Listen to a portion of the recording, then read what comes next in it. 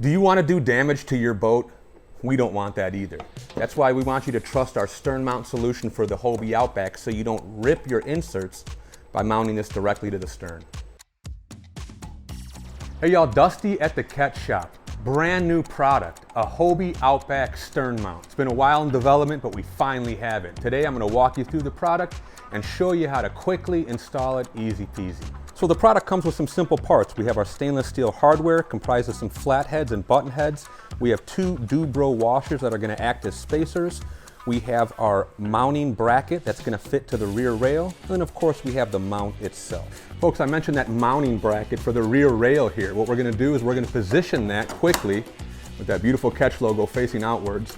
And I'll put that on there. I'm going to use the small flat heads and I'm just going to put two in there for a rough guidance, just to set them in briefly, not tighten them all the way, and then we'll move to our actual mount. One thing to consider when you're putting the bracket on is to make sure that these holes are facing upwards. Certainly going to help you out in the future.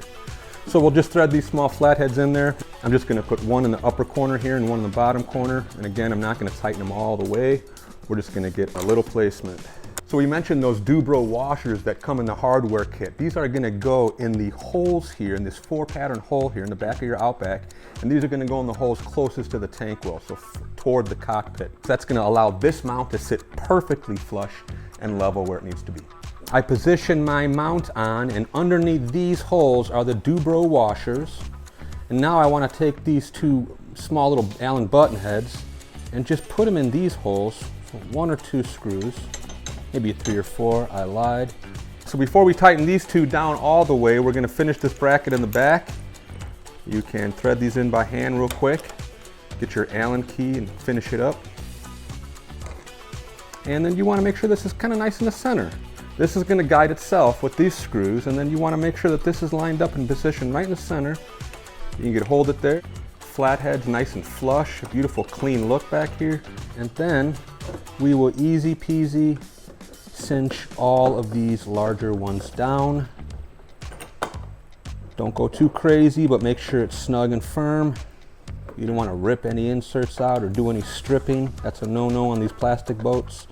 Make sure it's a nice tight fit. And you can always check for slop or play if it loosens up.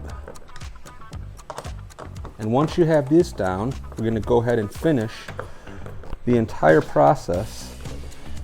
Now that it's centered and snug to the existing 4-hole pattern for the power pole, and we will make sure that this is centered, and we will finish the process. And of course, our Hobie Outback stern mount solution is compatible with most of the stern mount solutions you see on the market with respect to motors, Newport, Torqeedo, Bixby. So they have that standard power pole pattern that will match up beautifully with ours. Screw this in, put your motor on it. So there you have it, folks. We hope you're as excited as we are. Our Hobie Outback stern mount, available now at catchproducts.com. Thanks for supporting small business and for buying products made right here in the USA.